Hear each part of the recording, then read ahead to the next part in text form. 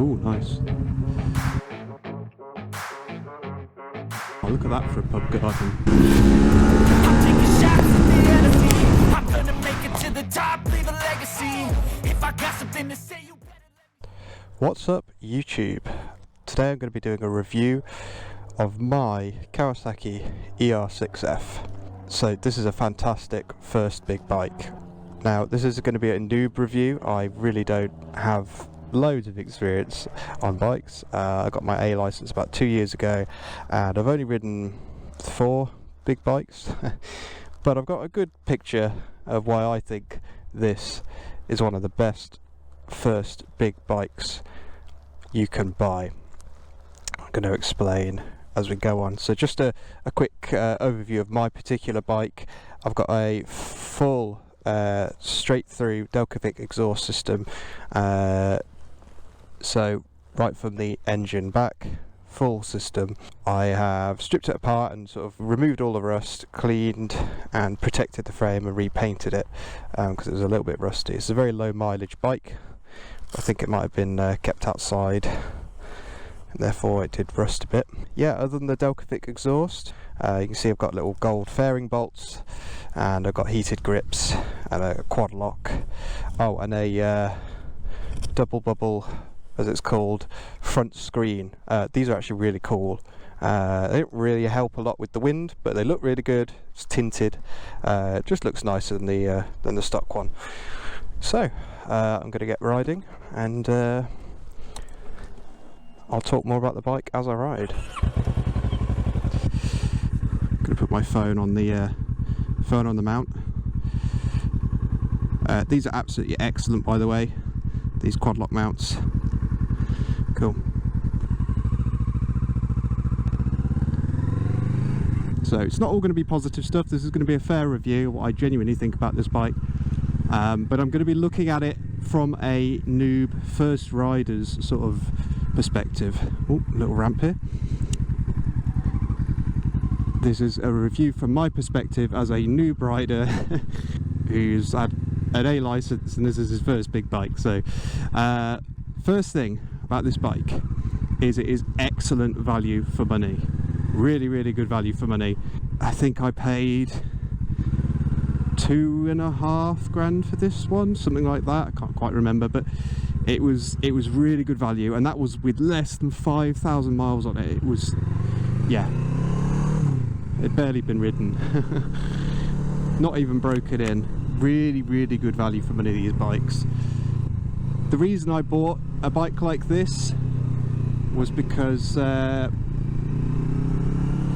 was originally considering a Chinese bike, getting something a bit newer. It's always very tempting to get something a bit newer because obviously a Chinese bike is a lot less money and you can get a new one for not $2,500, but you can get one for what, like $5,000 maybe. You can probably pick up a more than 125cc Chinese bike for about $5,000, I reckon. So but it was purely just talking to my instructor, the people I was learning, doing my direct access course with, and he said don't bother. He said just don't bother with a Chinese bike, get a good used Japanese bike and you won't regret it. And I don't regret it. This is an excellent bike. So when I was learning, I rode a MT-07, Yamaha MT-07 and a Kawasaki Z650, both excellent bikes, but this bike is comparable to those. It doesn't have quite the technology, being a 2007, but it is really, really good. The gearbox is very compliant. It's got tons of power, easily enough power for your first big bike. It is A2 compliant if you get it restricted. Another thing that is great about this bike is the suspension. It's not adjustable or anything like that. It's adjustable for preload on the rear. The fronts are not adjustable, but it is really compliant, really easy to ride, very comfortable really. I would classify this bike as like a sports tourer, and it is so comfortable to ride day to day. There are some downsides for this particular model. I'm not sure if this affects all the versions of the ER-6f, but particularly the 2006 to 2008 model, it does come with quite rattly fairings, so the engine is very buzzy. It's not as refined as some of the bikes. It has a bit of vibration to it. Whoa. So yeah, the fairings do tend to rattle, and you may see here and over there there are some foam pads stuck between the sort of plastic paneling to stop the vibration. So currently it doesn't rattle. I think pretty much all of them rattle straight out the factory. So yeah, that's something you might want to consider doing. If you're considering to get one of these, you will need to do that, because yeah, that is very annoying. I actually wear earplugs, so I wouldn't really hear it anyway. But that is one thing. Another downside of these bikes is, as far as I can tell, they do tend to rust. The frames aren't quite the strongest. I have read some stories of the frames cracking on these. In my case, this was a really low mileage bike, but the frame was quite severely rusty.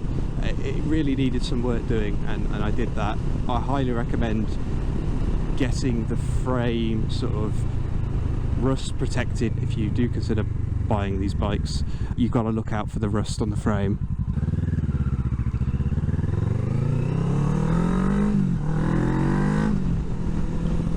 So yeah, back on with the positives.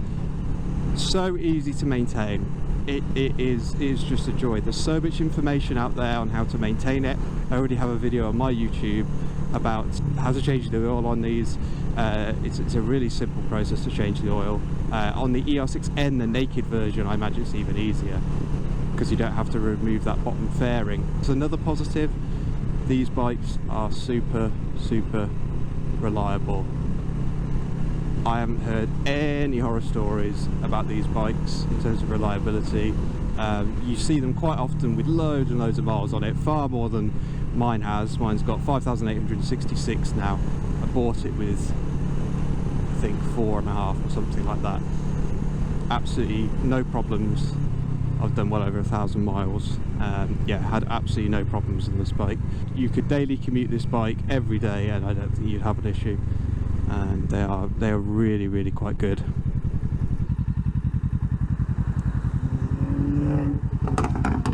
Ooh, nice.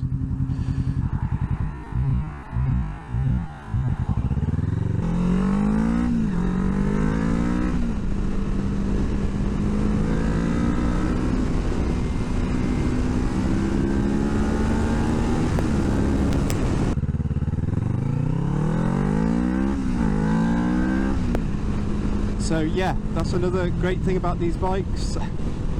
The power is about perfect for a new A license holder, I would say. It's 70 horsepower and it's that perfect amount. It's not quite enough to really causing some serious injury to yourself, but it can really get going if you need it to. It's a really good amount, you know. It's not enough that's going to throw you off the back of the bike, but it is still a healthy amount. It can really get up and go. Has a decent amount of torque low end. I would say the MT-07 that I rode does have more torque because of the fact it's a 270 degree crank. It's a bit more torquey, but this really does pull strong all the way through the rev range. There's no problems with power on this at all. Everything is so forgiving on this bike. The clutch, the gearbox, suspension, it's just really easy and just brilliant to ride.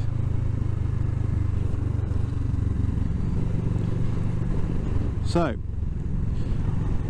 what changes would I recommend making to this bike? Well, one thing that really has transformed this bike is the exhaust system.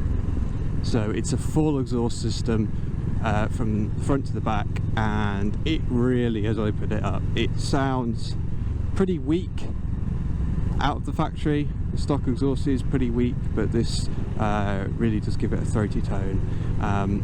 Because it's a parallel twin, it's not going to sound the most amazing in the world, anyway, but this really gives it a fighting chance. This exhaust system, it's a Delcavic exhaust system, it is road legal. They do some that aren't road legal, but this one is a road legal one. I recommend getting a road legal one because the non-road legal ones are probably very, very loud. Yeah, so this is the sweet spot. Other changes I'd recommend, just to make it a more usable daily, the heated grips and the phone mount. That is one issue I did have with this bike, is where to put the phone mount, because wherever I seem to put it, it was kind of in the way of the dials. I've got it in a good position now where I can see the dials, but it was a struggle to try and position it just because of the way the actual the clocks are in this. So you can see the clocks in this are very basic. You've got your revs, your speed, and you've got a little tiny display at the bottom left that shows you either your mileage, the time, I think, and something else. It's not really that interesting. Oh, the trip. That's it. It's very basic, but it's all you need really. A gear indicator would be nice. That would be one of my criticisms of this bike. When I was learning on the MT-07 and the nice new Z650 they both had gear indicators. I have got used to it, and a lot of people say, oh, you don't need a gear indicator, and they're right, you don't need one, but it is helpful to know, because sometimes you might just glance down and not realise you're in 5th instead of 6th, and you'd be like, oh, okay, well, I guess that just comes down to experience though. So yeah, as I say, I'm a noob rider, so I would say things like that. But that is something that I would like to have. You can add that as an optional extra. I say an optional extra, I mean as an aftermarket add-on, but for me, not really necessary.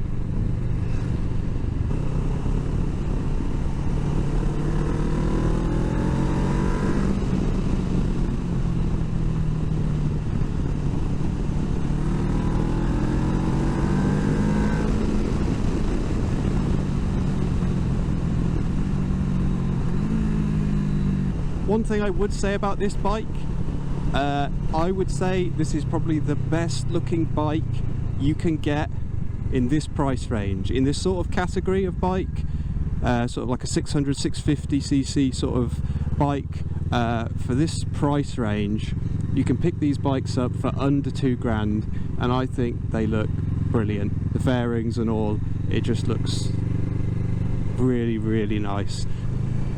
Which is why I went for the F model over the N. I do like a naked bike, but just the fairings on this, it looks brilliant.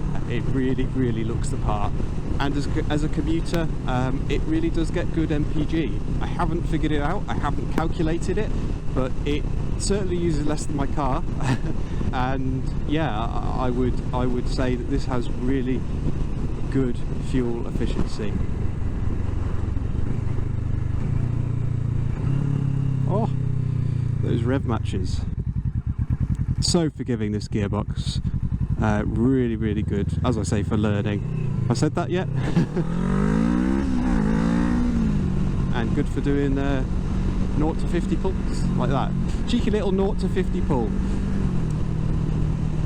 So if you like this kind of content, you want to see more content on this bike, please leave a like down below, and please subscribe to the channel. I'll be making more of these kind of videos going forwards. If you're thinking about buying an ER-6f, do it. Fantastic bike. But if you've got any questions about it, drop a comment down below. I'll be more than happy to answer any questions. And if you've got an ER-6f, let me know what you like about yours, or what you hate about it, of course. Please do comment down below. So that's the end of the video, guys. Don't forget to like, comment and subscribe, and I'll catch you in the next video.